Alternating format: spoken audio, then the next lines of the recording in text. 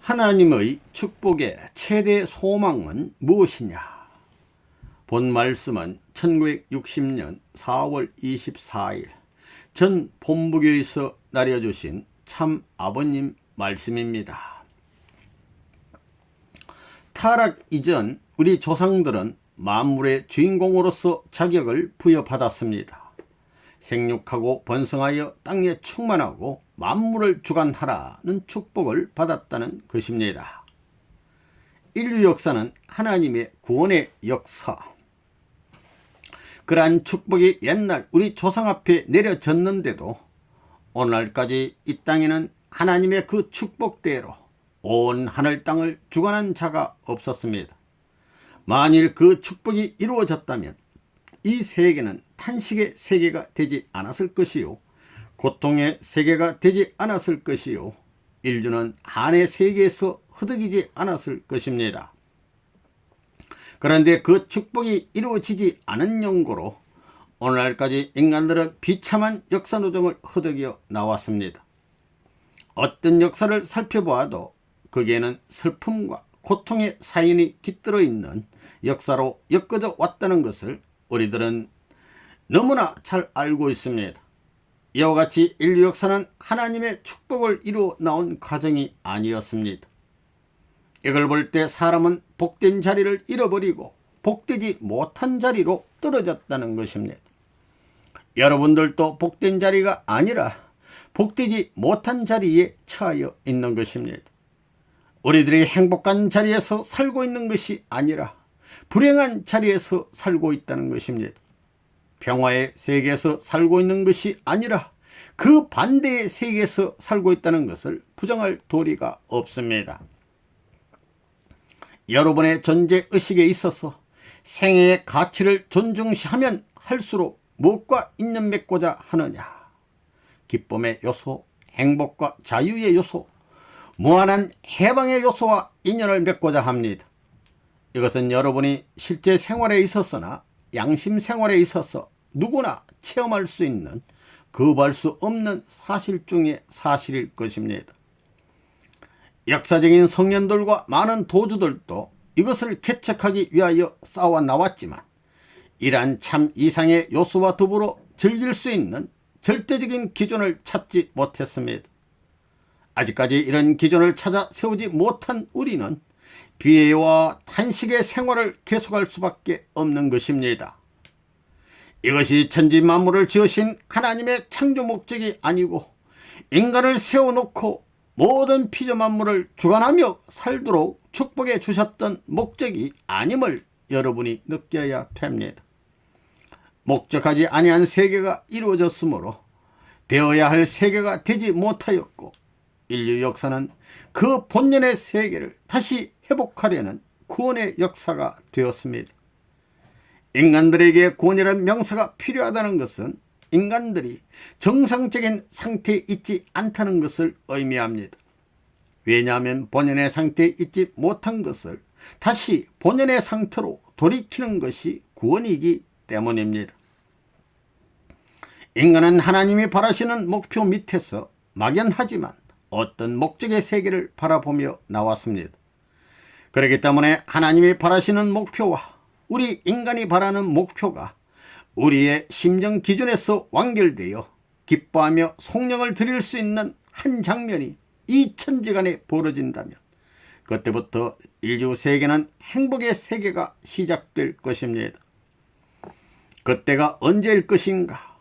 그런 장소가 어디일 것인가? 그런 세계가 언제나 이루어질 것인가?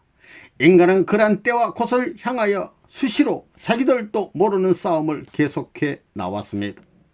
우리는 그런 선조들의 슬픈 후손들입니다. 반면 하늘은 잃어버린 사람을 재창조해 나오시고 잃어버린 세계를 회복하는 역사를 해 나오셨습니다.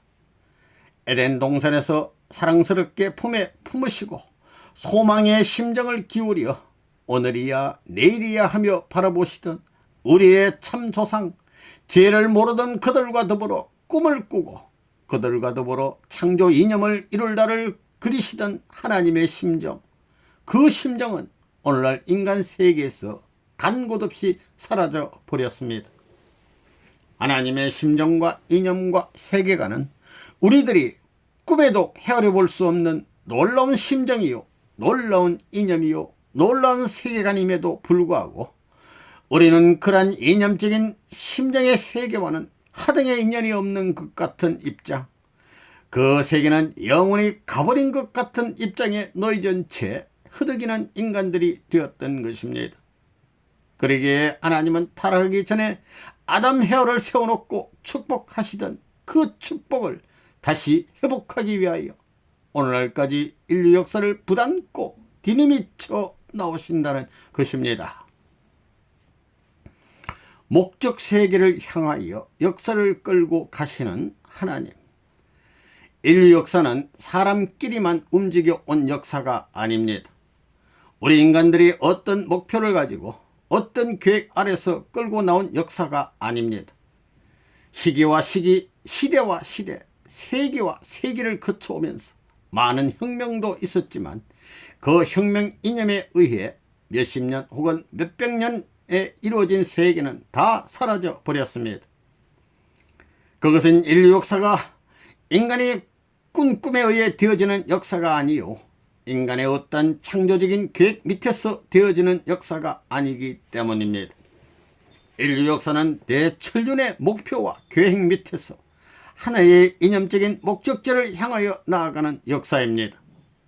이렇게 인류 역사에는 고난의 역사 과정을 거쳐 자연적인 형태의 세계를 전개시키고자 하시는 하늘의 프로그램이 담겨져 있는 것입니다. 역사에 이런 프로그램이 없다 할진대 하나님은 존재하지 않을 것입니다. 우리는 타락하지 않은 아담 헤아를 축복하시던 하나님의 축복의 손길을 그리워할 줄 알아야 되겠습니다. 하나님이 타락하지 않은 아담 헤아를 세워놓고 손을 들어 축복하셨다 할진대 축복하시던 하나님의 그 손길은 어디로 갔을 것인가? 축복하시던 그 축복의 권한은 어디로 갔을 것인가? 축복이라 함은 즐겁고 행복스러운 인연의 조건일 것인데 그 조건을 중심 삼고 바라보시던 세계의 이념은 어디로 갔는가? 다 가버렸다는 것이 그예요. 그렇기 때문에 하늘은 인간 위주한 이 세계를 수습하여 먼 시각의 세계를 가까운 시각의 세계로, 먼 감각의 세계를 직접적인 감각의 세계로 끌어들이시는 것입니다. 외적인 세계를 외적인 심정의 세계와 결부시켜서 나라는 하나의 존재 가치와 전체 가치의 인연을 노래할 수 있는 세계로 연결시키기 위한 목적 밑에서 역사는 돌고 굽이치면서 이 세계를 이루어 나왔다는 것을 알아야 되겠습니다. 얼핏 보기에는 목적 없이 흐르는 역사 같지만 지나고 보면 어떤 목적 의식 밑에서 하나하나의 일들이 처리되어 나가는 것을 알 수 있습니다. 이런 것을 볼 때에 전 역사는 우리가 알 수 없는 어떤 목적 의식, 절대적인 계획에 의해 움직이는 역사임을 알 수 있습니다. 우리는 창조주의 대이념을 중심 삼은 프로그램에 따라 개척자의 사명을 하고 있습니다. 그러나 우리의 선지 선열들, 성현 현철들이 먼저 이 사명을 개성하여 분담하여 왔습니다. 이와 같이 그러한 대목적의 세계를 이루기 위하여 인류가 동원되었을 뿐만 아니라 하늘도 동원되어 나온 것입니다. 그렇다면 하나님의 최대의 소망이 무엇일 것인가? 하나님의 기쁨으로서 당신의 심정 전체를 걸어놓고 축복하실 수 있는 그 소망은 무엇일 것인가? 이것이 문제가 될 것입니다. 하나님의 최대의 축복의 최대의 소망은 무엇인가? 오늘 여러분과 더불어 생각해 보고자 하는 문제가 바로 이것입니다. 하나님의 구원 섭리에 있어서 한 사람의 가치. 아침에 눈을 뜨고 자연을 바라보면 그 자연이 은은하게 내 본성과 인연되어 새로운 이상의 감정을 싹트게 합니다.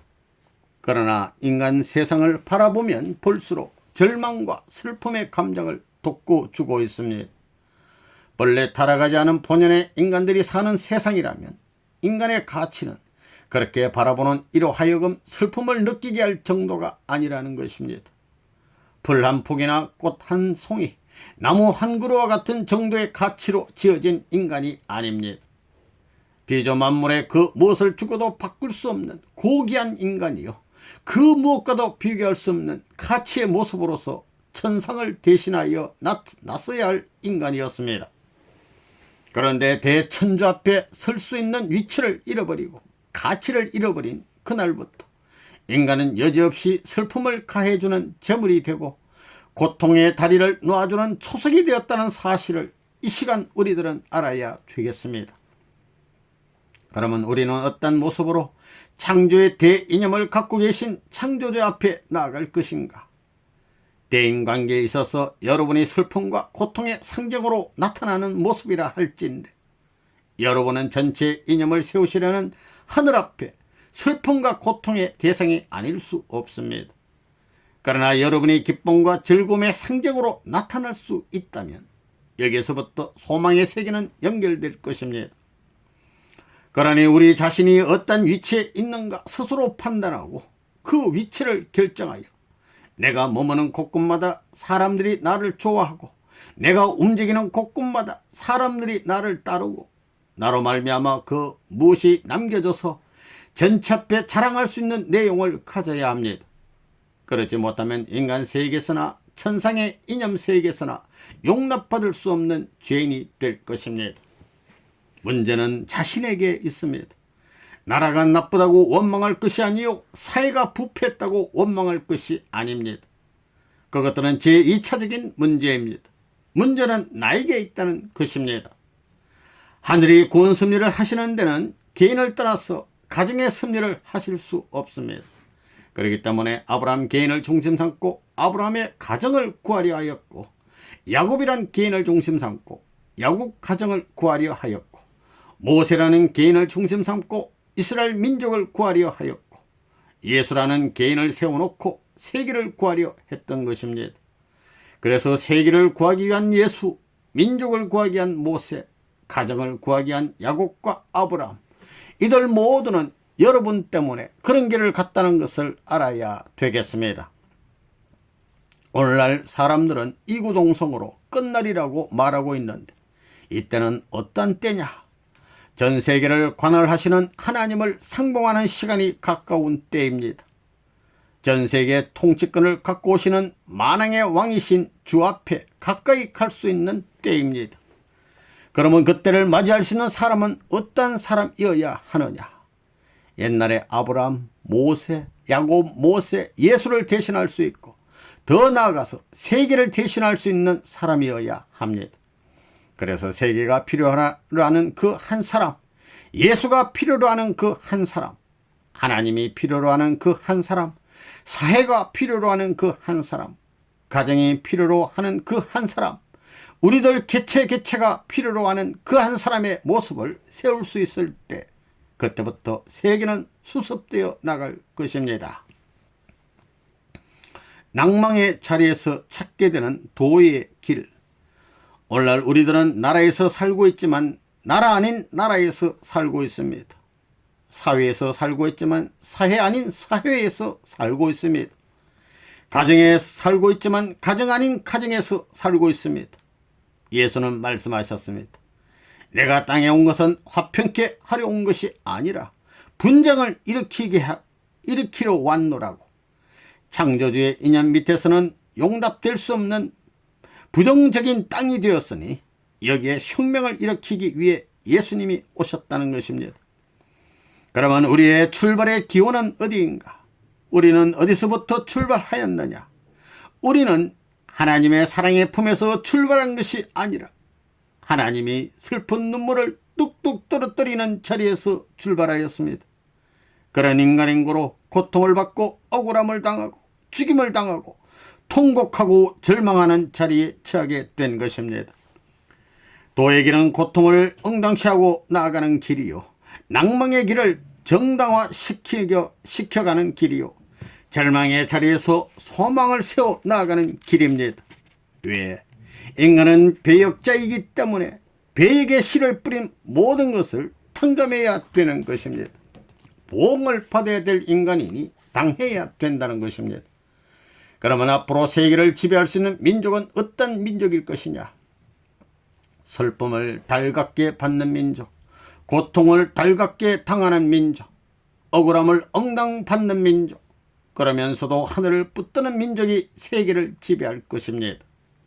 그러기에 자고 이래로 선의 길을 따라 나온 사람들은 마음으로는 기쁨과 행복의 세계를 소망하였으나 실제 생활은 고통의 길을 걷는 생활이었습니다. 고통아 오너라, 너에게 내가 소망을 뺏길 소냐? 슬픔아 오너라, 너가 나의 희락을 막아낼 소냐? 죽음아 오너라, 승리의 한날, 영광의 한날을 바라는 이념의 세계관을 뺏길 소냐 하는 각오 밑에서 걸어 나온 길이 성현 현철들의 길이요, 기독교의 역사인 것입니다. 원수들에게 당하는 손의 고통, 원수들에게 당하는 발의 고통, 원수들에게 당하는 옆구리의 고통을 예수님은 당연하게 받으셨습니다. 역사는 이러한 예수님과 같은 무리를 통하여 수습되어 나오는 것입니다.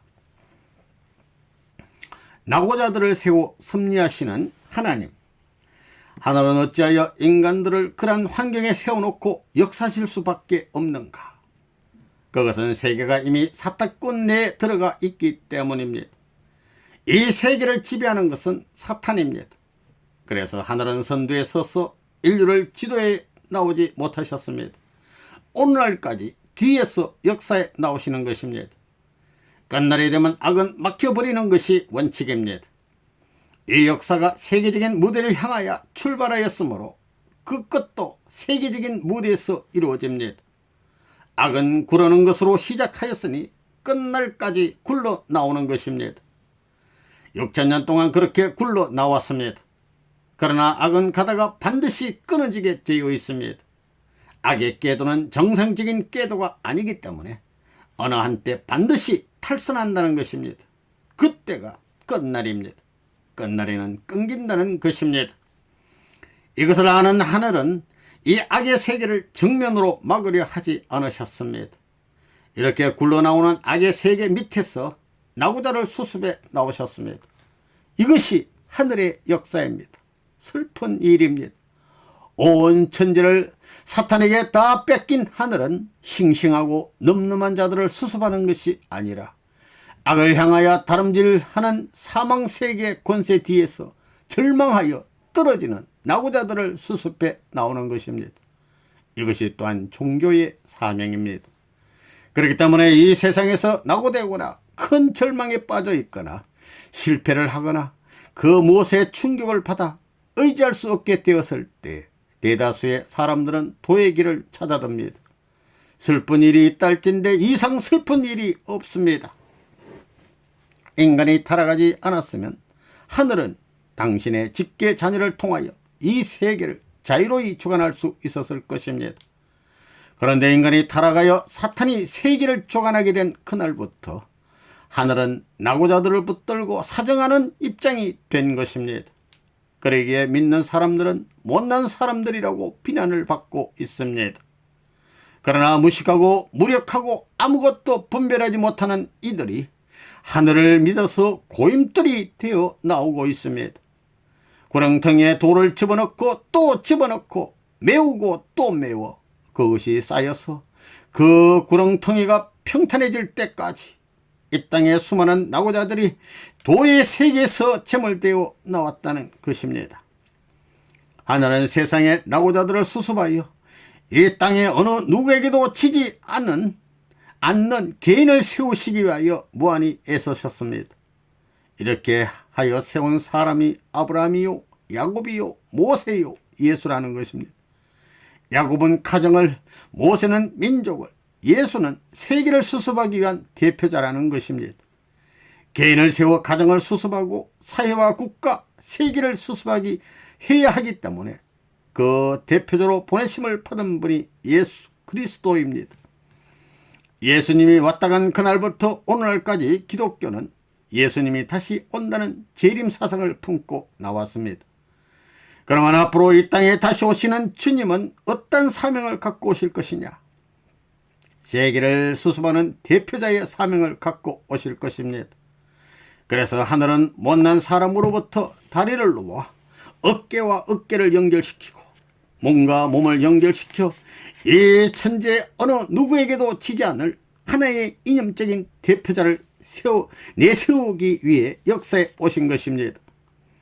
과거에는 할머니들이 많이 동원되어 정성을 들였습니다. 또 부녀자들이 많은 정성을 들였습니다. 이렇게 보면 오늘날까지의 종교는 부녀자들의 종교였습니다. 남성들의 종교가 아니었습니다. 가냘픈 여성들이 슬픔에 사무친 심정으로 정성을 들여 쌓고 쌓은 토대 위에서 오늘날과 같은 세계적인 종교의 형태를 갖추게 되었습니다. 이래야 이것이 점점 전체 사회에 전파되어 세계를 움직일 수 있는 민주 진영을 건설하게 된 것입니다. 하늘의 진정한 충신, 효자, 연려. 그러면 끝날은 어떤 때냐? 이 세계를 수습해야 할 때입니다. 그러므로 이 세계를 수습할 수 있는 축복받은 대표자, 축복받은 무리가 나오지 않으면 안 될 것입니다. 예수님은 이 땅에 오셔서 나는 아들이요 하나님의 독생자라 하셨고 나는 신랑이요 너희는 신부라고 하셨습니다.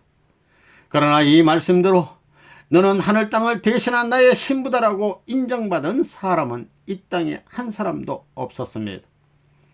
오늘 전 세계에 널리는 수많은 기독교 신자들 모두가 자칭 신부라고 호언장담하고 있지만 하늘이 너는 틀림없이 하늘 땅을 대표한 신부다라고 공인한 사람이 없다는 것입니다. 더 나아가서 하나님을 아버지라고 부르고는 있으나 하나님으로부터 너는 진정 나의 사랑하는 아들 딸이다 라는 축복을 받은 자는 한 사람도 없었다는 것입니다. 우리는 예수 그리스도를 만왕의 왕이라고 말하고 있습니다. 만주의 주 혹은 절대자의 주체자라고 말하고 있습니다. 그러나 그분 앞에 충신이라고 축복받은 사람이 없다는 것입니다. 하늘의 충신이 나오지 않았고 하늘의 효자가 나오지 않았으며 하늘의 연료가 나오지 않았습니다. 어떤 절대적인 신앙을 가진 사람이 있어서 하늘이 그를 하늘 땅을 통치할 수 있는 자리에 세워 축복을 해주고 싶다 할진대 그는 최고의 자리에 나가게 될 것입니다. 그러려면 그는 그 나라의 최고의 충신이라는 이름을 가져야 할 것이고 그 나라의 최고의 효자라는 이름을 가져야 할 것이며 신앙자들은 신부라고 하였으니 그 나라의 최고의 연료라는 칭호를 가져야 할 것입니다. 그러나 하나님이 6,000년 동안 복귀순례를 해 나오셨지만 너는 하늘 땅이 생겨난 그날부터 오늘까지의 역사에서 둘도 없는 나의 충신이다 하고 축복해 준 사람이 없었다는 것입니다. 창세 후 오늘날까지의 역사에서 너는 내 앞에 진정한 효자다 라고 축복해 준 사람이 없었고 연료라고 축복해 준 사람이 없었다는 것입니다. 왜 그런가? 하늘이 내세울 수 있는 국가가 있어야 충신이 있고 하늘이 내세울 수 있는 참 신랑이 있어야 신부가 있는 것입니다. 이 땅의 국가들은 하늘이 내세울 수 있는 주권을 가진 나라가 못 되었고 이 땅의 가정들은 하늘이 영원히 사랑하고 지켜줄 수 있는 참부모를 가진 가정이 못 되었고 이 땅의 사람들은 하늘이 영원히 믿어줄 수 있는 참 신랑 신부가 못 되었다는 것입니다. 그러기에 창조주는 창세 이후 오늘날까지 이 땅에 사는 인간들 가운데서 너는 내 사랑하는 아들 딸이라고 너는 천상천하를 대신한 효자라고 내세운 사람이 없다는 것입니다. 너는 내 앞에 중신이라고 내세운 사람이 없고 연료라고 내세운 사람이 없다는 것입니다. 하나님은 대천주를 지으시고 축복했던 아담이 타락했기 때문에 그날부터 무한한 슬픔을 품고 나오셨습니다. 하나님이 친히 주관하셔야 할 온 하늘 땅이 원수가 주관하는 세계가 되었고 이 땅의 가정들은 원수를 받드는 원수의 아들 딸로 이루어진 가정이 되었습니다. 원수의 효자 충신은 있을망정 하늘의 효자 충신은 없습니다. 원수의 세계에서 원수의 뜻을 받드는 연료는 있을망정 하늘의 뜻을 받드는 연료는 한 사람도 없다는 것입니다. 이러한 세상을 뒤집어 놓아야 했기에 예수님은 이 땅에 오셔서 외쳤던 것입니다. 예수님은 기도하셨습니다. 당신이 요구하시는 충신이 되게 하시옵소서. 당신이 소망하시는 참 효자가 되게 하시옵소서. 당신이 그리워하시는 참 신부가 되게 하시옵소서라고, 이것이 세계를 수습하기 위해 오셨던 하늘의 왕자이신 예수님의 소원이었던 것입니다. 타락한 우리는 그리워합니다. 무엇을 그리워하느냐? 하늘이 인정하는 충신이 될 수 있는 그 나라를 그리워합니다.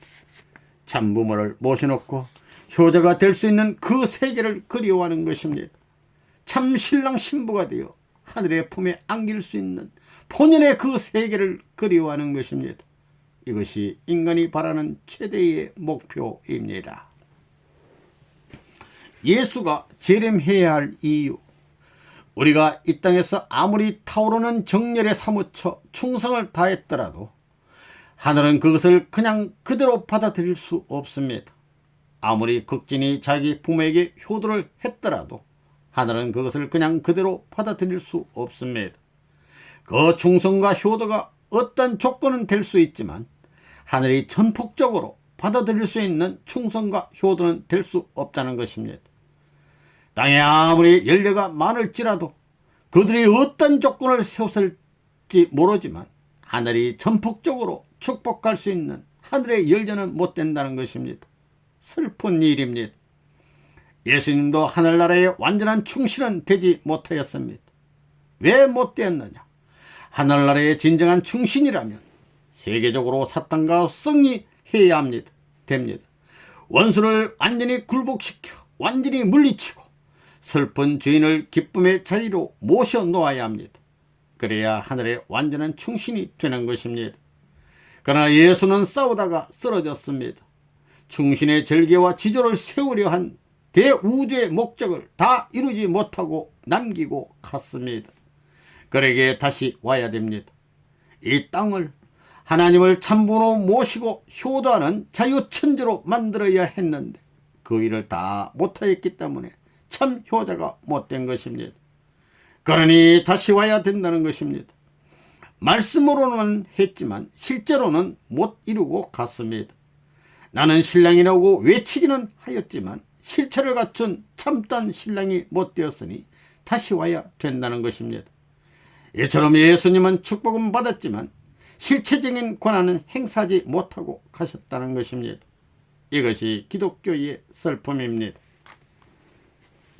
효자 효녀의 기반으로 닦아지는 충신의 길, 하나님이 손을 들어 아담 헤아를 축복하실 때에 하나님은 그들의 아버지로서 마음으로 무엇을 소망하셨을 것인가?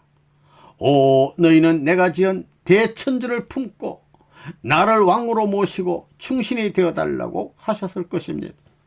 그러므로 아담 헤아는 이 천지간에 충신의 지조를 세우고 그것을 억천만년 전통으로 남겨야 했습니다. 아담 헤아가 하나님을 참 아버지로 모신 참된 효자 효녀가 되었던데 그들이 하나님 앞에 세운 충효 지절은 전통이 되었을 것이고 이 땅의 역사는 하나님과 아담 헤아에 연결된 심정을 중심 삼고 이어져 내려왔을 것입니다. 그러면 악이 주관하지 못합니다. 하나님의 심정세계를 악이 주관할 수 있다면 복귀 역사, 구원 역사는 절대 불가능합니다. 아담 헤아가 하나님을 참 부모로 모시고 효자 효녀로서 하나님과 심정의 인연을 맺었던들 오늘 이 땅은 절대 이렇게 되지 않았을 것입니다. 아담 헤아가 충신 지조를 잃어버렸고 효자 효녀의 지조를 잃어버렸기 때문에 인간들은 신랑 신부라는 명사를 걸어 복귀에 나오는 것입니다. 원래 신랑이 되려면 먼저 충신 지조를 세워 나라를 사랑하는 충신이 되고 부모를 사랑하는 효자가 되어야 합니다. 그런 후에야 하나의 남자로서 신랑이 되는 것입니다. 그런데 타락했으니 복귀해야 되는 것입니다. 오늘날 기독교 신자들은 신랑 신부라는 명사에 도취되어 있습니다. 그러나 이것만 가지고는 안 됩니다. 신랑 신부가 되려는 목적은 무엇이냐? 하나님을 참부모로 모시는 것입니다. 신랑 신부의 사랑만 가지고는 안 됩니다.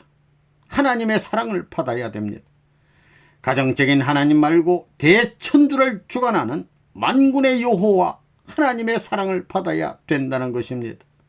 인간은 그것을 필요로 합니다. 우리 가정에서도 그렇습니다. 부모와의 정의 인연을 기반으로 하여 한 부부의 사랑을 기반으로 한 주권자의 인정을 받는 것이 인간들의 생활 윤리입니다.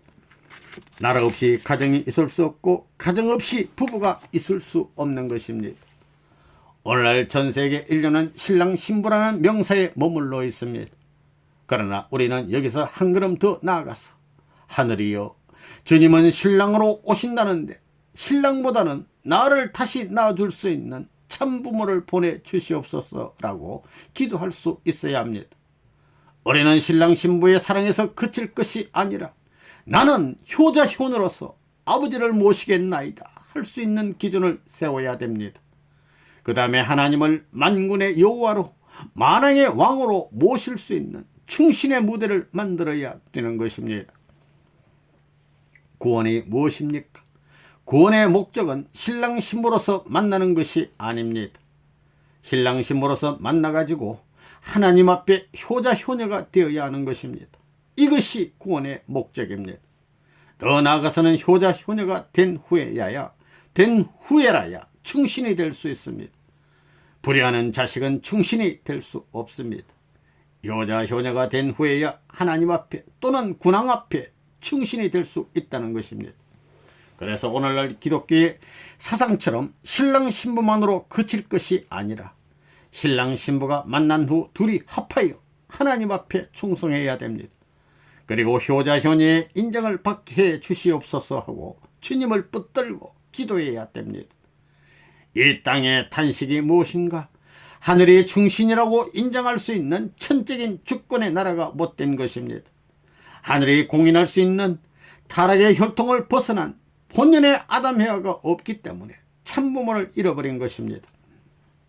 심정적으로 우리를 지켜줄 참부모를 잃어버렸으니 사탄이 우리를 유린하고 있는 것입니다. 그렇기에 때문에 우리는 고아라는 것입니다. 지상천국을 이루기 위한 어린 양 잔치. 아무리 훌륭한 신랑 신부가 되었다 할지라도 그들이 참부모로부터 효자 효녀라는 축복을 받고 난 후에라야 비로소 영원한 신랑 신부가 되는 것입니다. 지금까지 예수를 믿고 저 나라에 가 있는 수많은 성도들이 있지만 예수를 신랑으로 모신 성도가 없습니다. 그것은 먼저 효자 효녀로서 참부모와의 인연을 맺고 난 후에야 신랑 신부가 되기 때문입니다. 원칙이 그렇습니다. 그래서 아무리 신랑 신부의 인연을 맺었다 할지라도 참부모의 인연을 맺지 못하면 보류입니다. 영계의 천사와 같다는 것입니다. 그러니 앞으로 이 땅에 오시는 주는 어떤 사명을 완결짓기 위해 오셔야 하느냐? 물론 신랑의 자격을 완결짓기 위해 오셔야 합니다. 그러나 무엇보다도 참부모의 내용을 완결지어야 합니다. 그리하여 하늘 땅 앞에 참부모라는 인정을 받아야 하고 하나님 앞에 참 효자, 효녀라는 인정을 받아야 됩니다. 그러한 효자, 효녀로서 등장하는 대표적인 잔치가 바로 어린 양 혼인잔치입니다. 천지가 생겨난 후 처음으로 인간이 하나님 앞에 효자가 되고 효녀가 되어 신랑 신부로 등장하는 날, 하나님께서 땅 위에 가진 역경 가운데서도 하늘의 심정을 찾아오기에, 하늘 부모를 찾아오기에 얼마나 수고했느냐 하시며 무형의 하나님 대신 실체를 갖춘 참 부모로 축복해주는 잔치가 어린 양 잔치입니다. 참 신부의 약속과 이념을 갖춘 기준과 참 효자 효녀의 기준 위에 세워 식을 올리는 것이 어린 양 잔치라는 것입니다. 이 축복을 받는 그날부터 참 부모가 되는 것입니다. 무형의 하나님을 대신한 유형의 실체를 쓴 인류의 참 부모가 되는 것입니다. 인간은 원래 타락하지 않았으면 선한 세계에서 잘 자라다가 하나님의 사랑의 축복을 받아 하나님의 심령을 통할 수 있는 자녀가 될 수 있었습니다. 그런데 타락으로 인해 그 인연이 끊어졌습니다. 그래서 거꾸로 신부의 과정을 거쳐서 자녀가 되어야 하는 것입니다. 그래야 하나님께서 너희는 내 심정을 대신할 수 있는 효자, 효녀다 하실 수 있는 심정의 인연을 완결지어야 되는 것입니다. 심정이 통하지 않으면 효자, 효녀가 될 수 없습니다. 하나님의 심정이 어떤 줄 알고 하나님이 어떤 노정을 허덕여 오셨다는 것을 알아야 합니다. 그래야 창조 이념 앞에 내세울 수 있는 본연의 아담 헤어의 형태를 갖추어야만 됩니다.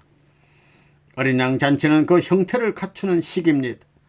어린 양 잔치는 인간 세상에 대한 하나님의 최대 소망인 신랑 신부의 약속 과정을 거쳐 하나님 앞에 참 효자 참 효녀의 축복을 받아서 참 효자 효녀가 되고 이 땅 위에 만인간 대표자로 세움받고 효자 효녀의 조상이 되는 잔치입니다. 하나님의 심령을 대신할 수 있는 참 효자 효녀로서 인류의 참범으로서 등장하는 그 의식이 어린 양 잔치라는 것입니다.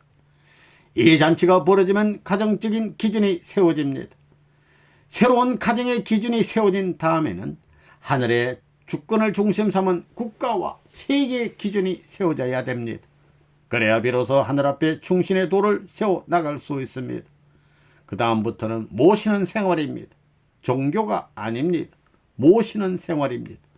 임금님을 모시는 것과 같이 하나님을 모시는 것입니다. 그때가 지상천국 시대입니다. 하늘의 충신 효자 연료가 되는 기준. 그러면 하나님의 심정은 어디로 기울어져 있는가? 성경 66권의 최종 밑바닥은 무엇인가? 심정입니다. 그 심정이 머물 수 있는 중심은 무엇인가? 천지가 생겨난 후 처음으로 나타나는 신부, 하늘의 연료의 자리입니다. 연료의 절개를 갖추고 나서는 것, 이것이 첫 단계입니다. 여러분, 6,000년 동안 수많은 사람들이 왔다 갔습니다. 그 가운데는 남편을 위하여 지성을 다한 사람도 있을 것이며 신랑을 위하여 갖은 정성을 다한 사람도 있었을 것입니다. 그러나 그들은 하늘의 연료의 입장에는 나가지 못하였습니다. 다 사탄 세계의 연료들이었습니다. 선과 악이 부딪혀 싸우는 어느 한 시대에 선한 입장을 대신한 연료의 기준은 세웠을는지 모르지만 전체 이념 세계에서 하나님의 심정이 완전히 통할 수 있는 입장에서 하늘의 연료로 왔다 간 사람은 한 사람도 없었다는 것입니다. 예수님은 이 땅에 세계적인 연료를 선출하겠다는 약속을 남기고 갔으니 그것이 나는 신랑이요 너희는 신부라는 말씀입니다. 세계적인 연료를 찾아 세우려 하신다는 것입니다. 오늘날 땅 위에는 신랑을 위하여 자기의 목숨을 바치면 연료라고 합니다. 연료라 합니다. 목숨을 바치는 것도 여기에 결부되어 있습니다. 효자도 부모를 위하여 목숨을 바친 사람을 말하고 충신도 나라를 위하여 목숨을 바친 사람을 말합니다. 그러나 하늘의 기준은 영원한 생명을 걸어놓고 충성하고 효도하는 것입니다. 영원한 생명을 걸어놓고 그것을 몽땅 아버지 것으로 신랑 것으로 부모 것으로 드릴 수 있는 자리에서만 전적인 연료의 기준이 성립됩니다. 내 생명이 움직이고 느끼는 전체를 다 기울여야 된다는 것입니다. 그렇기 때문에 성경에도 마음을 다하고 뜻을 다하고 성품을 다하라고 하였습니다. 그러면 다하는 기준은 무엇이냐? 세계의 어떤 충신보다도 어떤 효자 효녀보다도 어떤 연료보다도 더 나아야 됩니다. 그렇지 않으면 하나님의 위신이 서지 않는다는 것입니다. 이제까지 사탄 세계도 충신 연료가 그렇게 많았는데 그 사탄 세계 충신 연료의 기준과 같은 기준을 세운 사람을 하늘이 충신 연료로 세우면 하나님의 위신이 서지 않는다는 겁니다. 하물며 사탄 세계 충신 연료보다 못한 사람을 하늘의 충신 연료로 세우겠습니까? 그렇게 할 수 없다는 것입니다. 그러기에 예수님은 그 누구보다도 나를 더 사랑하지 않으면 안 된다고 하셨습니다. 역사적인 그 누구보다도 옛날 그 어떤 선조보다도 그 시대의 어떤 훌륭한 사람보다도 그 누구보다도 나를 더 사랑하라 하셨던 것입니다. 이 누구라는 것은 자기가 살고 있는 시대적인 환경 속의 사람만을 말하는 것이 아닙니다. 과거, 현재, 미래의 모든 사람을 말하는 것입니다. 그래서 누구보다도 나를 더 사랑하라는 말은 과거, 현재, 미래의 그 누구보다도 더 사랑하라는 말입니다.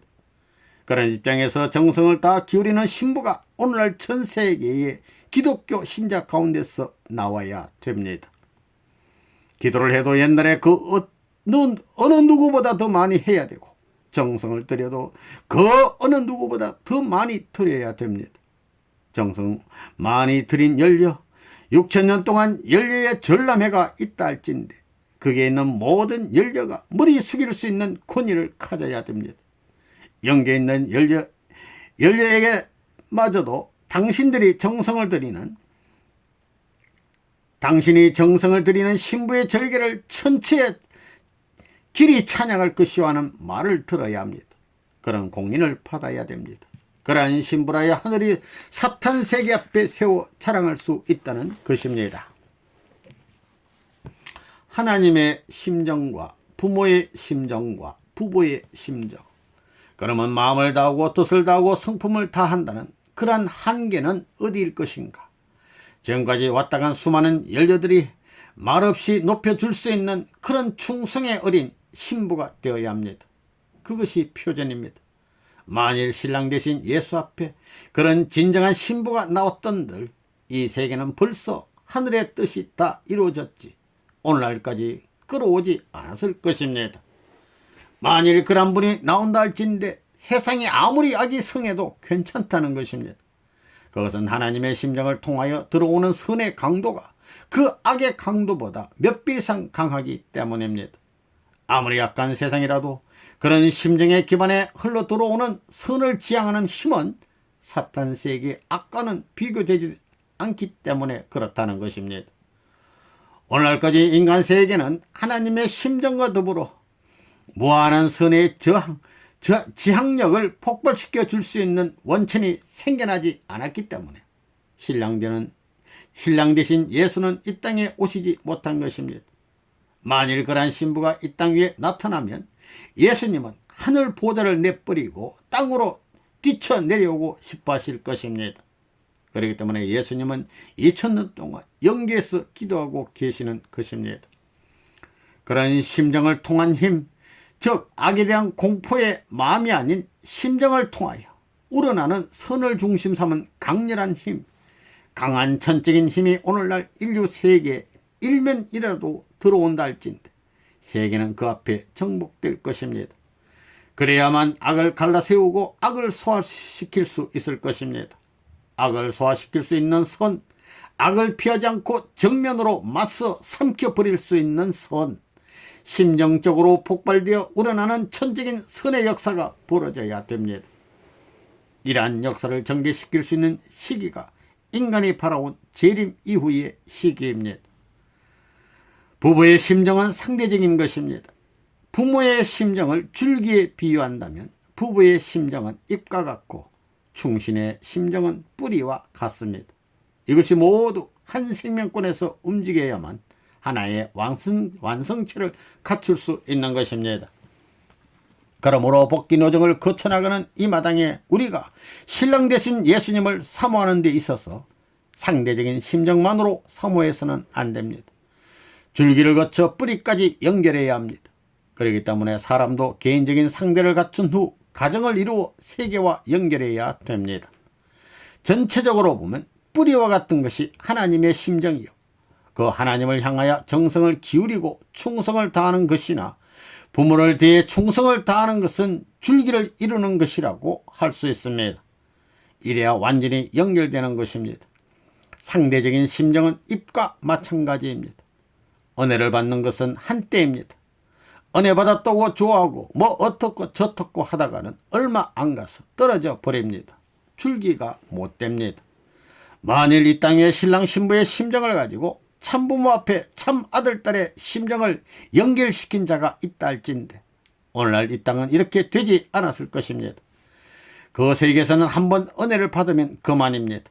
그 심정에 한번 접하면 아무리 떼어버리려 해도 떼어버릴 수 없습니다. 그래서 바울도 주를 만난 후에 예수 그리스도 안에 있는 하나님의 사랑을 말했습니다. 우리 주 그리스도 안에 있는 하나님의 사랑에서 누가 나를 끊으리요? 적신이나 칼이나 기근이랴 라고 말입니다. 그렇기 때문에 끝날인 이때에 있어서는 우리 자신이 문제입니다. 여기서 선생님이 문제가 아니라 여러분 자신이 문제라는 것입니다. 생사의 의식을 잊어버리고 죽고 사는 것을 문제시하지 않고 다름질 칠 수 있는 사무친 심정이 있느냐가 문제라는 것입니다. 세상에서도 사랑하는 사람을 위하여 그러한 길을 가는데 하물며 하늘길을 가는 사람에게 그러한 마음이 없어서는 안 됩니다. 그런 마음에 사무쳐 있느냐 하는 것이 문제입니다. 기독교인들도 오 주여 하다가 주님이 나타났다 하면 목이 부러지고 다리가 부러진다 해도 그것을 개의치 않고 주님을 향하여 달려가려고 하고 있습니다. 그런데 여러분에게도 이런 사무친 심정이 있느냐, 이것이 문제라는 것입니다. 그 기준을 거치기 전에는 참 효자가 될 수 없고 참 효녀가 될 수 없고 참 충신이 될 수 없다는 것입니다. 심정이 통하는 곳에 임하시는 하나님, 선생님은 이렇게 생각해 보았습니다. 효자, 효녀라는 말이 있고 충성한 남자를 충신이라고 하는 말은 있는데 충성한 여자는 뭐라고 할까 하고 말입니다. 충성한 여자를 가리키는 마땅한 말이 없어요. 효자, 효녀란 말이 있다면 앞으로 충남이란 말과 충녀라는 말이 있어야 되겠다고 생각합니다. 또 왜 열녀만 있고 열남이 없느냐는 것입니다. 하늘은 충신된 여자도 바라십니다. 여기서 효자, 효녀가 중심입니다. 이 효자, 효녀가 하늘을 향하는 첫 발판입니다. 신랑 신부는 두 번째 단계입니다. 동양에 상강오륜이 있는데 이것은 복귀승리의 뜻에 제일 가까운 거리에 있습니다. 그럼 앞으로 하나님이 축복하시고 하나님이 사랑하실 수 있는 나라는 어떤 나라일 것이냐? 열녀만 사는 나라가 아닙니다. 열남도 사는 나라인 것입니다. 열녀만 되라는 법이 어디 있습니까? 열남도 되어야 합니다. 앞으로는 남자의 절기를 존중하는 때가 옵니다. 남자도 절기를 지켜야 돼요. 대창조의 원칙이 이렇게 혼란되게 안 되어 있습니다. 남자를 플러스라 하면 그 플러스는 절대적인 것입니다. 절대적이라서 열남이라는 명사가 없다면 잘된 일입니다. 그러나 그렇지 못합니다. 예수님은 절대적인 열남으로서 2000년 동안 하나님 앞에 절기를 지켜 나오셨습니다. 그러니 2000년 동안 절기를 지켜 나온 그 심정 앞에 설 수 있는 열녀의 심정도 역시 마찬가지여야 됩니다. 오늘 이 땅에는 하나님이 축복하여 주실 수 있는 열녀도 없고 열남도 없습니다. 그러니 예수님이 다시 오셔야 됩니다. 하늘이 축복해 주실 수 있는 효자, 효녀가 없습니다. 이는 어린 양 잔치가 끝나야 나타날 수 있기 때문입니다. 또 하나님이 축복해 줄 수 있는 충신, 충녀가 없습니다.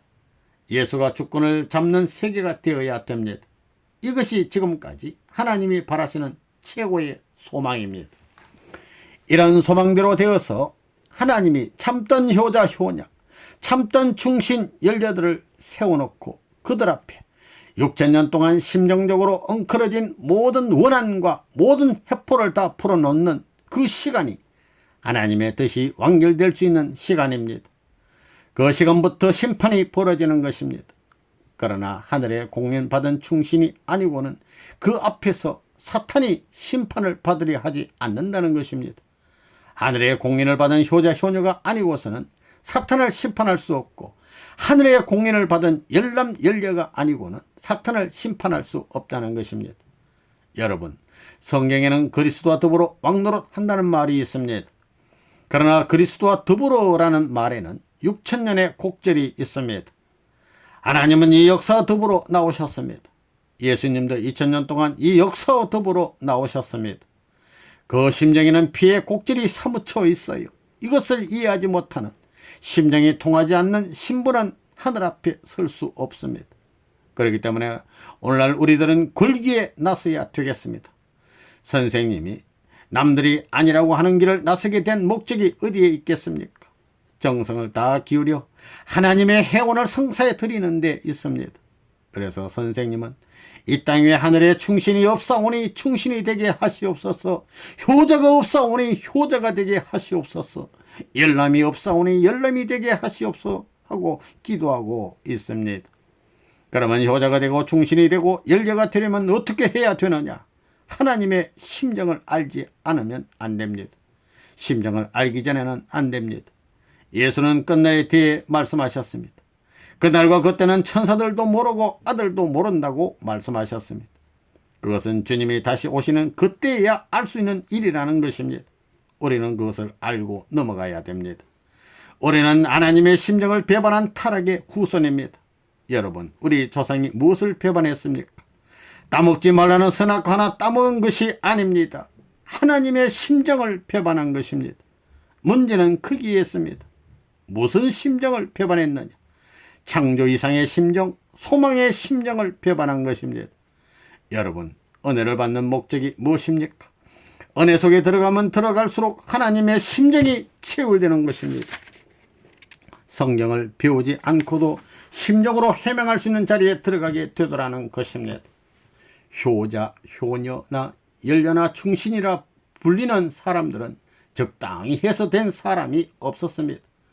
그런 사람은 한 사람도 없습니다.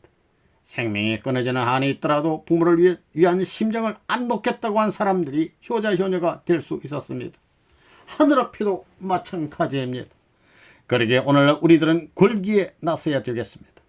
선생님이 원하는 것은 이 세상의 원수 앞에서 희생되고 죽더라도 하늘의 충신의 절개를 남기는 것입니다. 효자의 절개를 남기고 싶은 것입니다. 연료의 절개를 남기고 싶은 것입니다. 만일 이 규전에 서서 하나님이시여, 당신은 나의 아버지시여, 당신은 나의 주인이시여, 당신은 나의 신랑이십니다 하고 심정적으로 나서는 자가 있다 할진대 이를 심판할 자가 없고 이를 주관할 자가 없다는 것입니다. 여러분, 아버지 어머니에 대해 다른 설명이 필요 있어요? 우리에게는 설명보다 더 앞서는 심정, 어떤 설명도 거부할 수 있는 심정이 있어야 됩니다. 그러한 심정에 엉클어짐이 하늘과 더불어 인연되지 않는다면 안 됩니다. 오시는 주님을 만날 때 그러한 마음의 작용, 제지할래야 제지할 수 없이 폭발되어 나오는, 우러나오는 이런 마음의 느낌을 못 가지면 절대 심판의 고개를 못 넘어갑니다.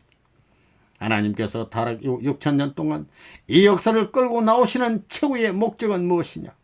하늘 땅을 걸어놓고 축복해 줄 수 있는 아들, 딸을 찾는 것이요, 충신을 찾는 것이요, 연료를 찾는 것입니다. 이 역사는 아들, 딸을 찾는 것이요, 충신을 찾는 것이요, 연료를 찾는 것입니다. 이 역사는 땅 위의 어느 한 지역을 중심 삼고 이루어질 것입니다. 그 자리에서 심정을 통하여 하늘 대신 선포하는 말에 천상이 움직일 것입니다. 그 말이 참다한 양심을 가진 사람들의 마음에 전파되면 그들의 마음이 격동할 것입니다. 할 것이요, 그 움직임이 이 땅 위에 벌어지는 날에는 사탄 세계는 붕괴될 것입니다. 오늘날 이런 목표 밑에서 세계를 향하여, 천지를 향하여 전진해야 합니다.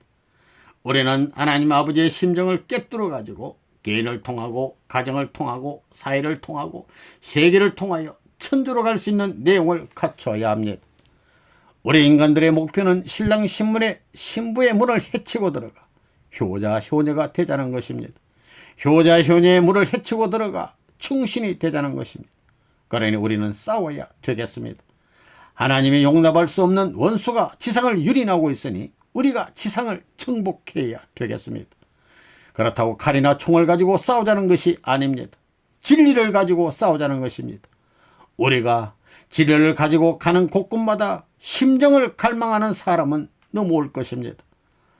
하늘을 위하여 충신이 되고 싶고, 하늘을 위하여 효자 효녀가 되고 싶고, 하늘을 위하여 연료가 되고 싶어하는 마음을 가진 자는 불어나게 될 것입니다. 혈족을 초월하고 동생을 초월하여 틀림없이 그렇게 될 것입니다. 충신의 도리. 오늘 우리들은 많은 말씀을 안다고 하지만 이쪽 끝에서 저쪽 끝까지 꿰어 연결시킬 수 있는 것은 말씀이 아니라 심정입니다. 나는 알파요 오메가라는 말씀이 무슨 뜻입니까? 성경에 알파 오메가로 되어 있어요? 창세기에서부터 요한계시록까지 66권에 한 장 한 장이 전부 다 다른데 알파 오메가가 될 수 있느냐 이겁니다. 그것은 심정을 걸어놓고 하는 말입니다. 심정은 변함이 없습니다. 그냥 그대로 영존합니다. 이것이 우리 생명의 근본입니다. 우리는 이 심정을 품고 신랑 신부의 자리를 거쳐 효자 효녀의 자리, 충신 충녀의 자리까지 나가야만 됩니다. 그런 자리에 들어가게 되면 천상천하 어디를 가든지 그 사람은 굶어 죽는 법이 없습니다. 선생님이 지금까지 한 푼 없이 살아왔지만 밥 굶어 본 적이 없습니다. 몰려서 옥중에 들어가 있을 때에도 하나님이 어떤 사람을 시켜서라도 밥을 갖다 주더라는 것입니다. 여러분, 이나님을 다 기울여 피땀 흘리고 기도하고 나서 아이고 아버지, 오늘 내가 은혜되는 기도를 하였습니다 하는 마음을 가지면 안 됩니다. 정성을 다하고 나서도 나 이제 이만하면 되겠지 하면 안 됩니다. 그러면 갈수록 은혜가 없어지는 것입니다.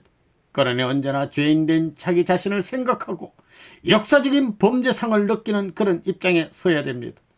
자기가 잘났다고 뻗대는 사람은 선한 심정을 갖고 나오는 사람, 진정한 심정을 갖고 나오는 사람 앞에 머리를 들 수 없습니다. 하나님도 그렇다는 것입니다. 있는 정성 다 드리고 충성의 심정을 갖고 나오는 사람 앞에는 하나님도 머리 숙이신다는 것입니다. 참 효자 앞에 부모도 머리 숙인다는 것입니다. 참 신부 앞에는 신랑도 머리 숙인다는 것입니다. 여러분, 내가 믿고 뭐 이랬으니 하며 뻗대서는 안 됩니다. 선생님도 자랑하는 것이 아닙니다. 그러나 사탄 세계에 대해서는 당당할 자신이 있습니다.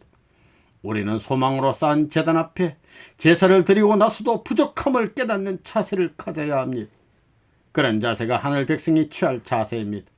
정성을 다 드리고 나서도 아이고 이런 것은 이렇게 했으면 좋았을 걸 하는 뉘우침과 깨달음이 없는 사람은 밀려납니다. 기쁜 하나님의 심정 세계는 못 들어간다는 것입니다. 하나님의 심령의 문을 열고 천상천하의 모든 보화를 움직여낼 수 없다는 것입니다. 하나님은 그러한 뉘우침과 깨달음이 있는 아들딸이 이 땅 위에 나타나기를 고대하십니다. 6천년 동안 찾아나오신 하나님의 최고의 목적이 무엇이냐? 하늘 주권의 나라를 세운 후 그 백성을 대하여 충신의 도리를 가르쳐 주는 것이 하나님의 소원입니다. 그러나 하늘나라에는 이런 사람이 충신이니 이렇게 가라고 가르쳐 주는 어떤 무엇이 없습니다. 이렇게 하면 틀림없이 하늘의 충신이 된다고 가르쳐 주지 않는다는 것입니다. 하늘이 세우고자 하시는 나라는 이러이러하니 원수들을 이렇게 굴복시켜야 된다고 가르쳐 주지 않습니다. 오늘날 우리는 충신의 교훈을 받았습니까? 받지 못했습니다. 하늘 가정은 이래야 되니 하나님을 대신한 참부모를 모시는 참 효자 효녀가 되려면 이렇게 해야 된다는 효자 효녀의 교훈을 받았어요? 못 받았습니다. 더 나아가서 너는 이러이러해야 내 사랑하는 신부라고 하늘 땅 앞에 선포할 수 있다 하는 신랑 신부의 교훈을 받았습니까? 못 받았습니다. 성경에서도 이런 길을 가르쳐 주지 않았습니다.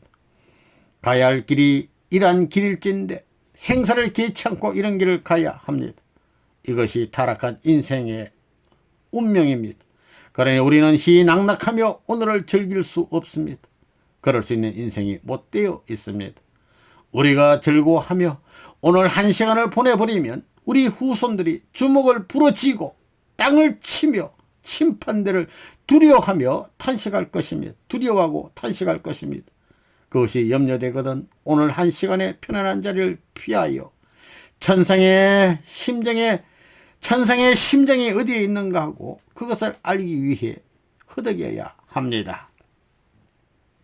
진정으로 하나님의 축복을 받는 길, 심정을 통해야 갈 수 있는 곳이 천국입니다. 예수님도 낙원에 가 있습니다. 낙원은 천국 열차를 기다리는 대합실입니다. 땅 위에서 심정 문제를 완결짓지 못하고 갔으니 다시 와서 그 책임을 완결지어야 하는 것입니다. 그래야 낙원문을 철폐할 수 있는 것입니다. 그래서 천국문을 열어놓아야 사탄 세계가 굴복됩니다. 지상에서 마음의 천국을 완성하지 못한 자가 천상의 천국을 이룰 수 없습니다. 지상에서 심정적인 영원한 안식의 복지를 찾지 못한 사람은 천상의 영원한 복지를 찾을 수 없는 것입니다. 여러분은 그런 심정적인 안식의 복지를 못 찾았습니다. 그 복지를 찾지 못한 채 고아와 같이 허덕이고 있습니다. 그래서 하나님의 심정을 걸어놓고 볼 때 여러분의 심정은 위치가 없습니다. 위치가 없으니 가치도 없는 것입니다. 가치없는 존재 앞에 세계가 어떻게 인연이 되겠습니까? 그러니 참던 열남 열녀로서, 참던 효자 효녀로서, 참던 충남 충녀로서 하늘의 심령을 대신하여 생의 이념을 즐길 수 있는 무리가 나와 그들이 이 땅 위에 선의 아들딸을 번식해야 됩니다. 에덴 동산에서 아담 해와를 축복해 준 것이 사탄 세계에서 죄악의 자식들을 번식하라는 것이었습니까? 아니었습니다. 충신의 절개, 효자 효녀의 절개, 열녀의 절개를 가진 아들딸을 번식하라는 것이었습니다. 그렇게 태어나는 제2의 충신과 효자 효녀를 하나님은 그리워하십니다. 그런 아들딸이 나오지 않으면 이 땅은 영원히 사탄의 것이 됩니다. 이럴 수 있는 아들딸이 이 땅에 나와야만 천지가 뒤집힐 것입니다.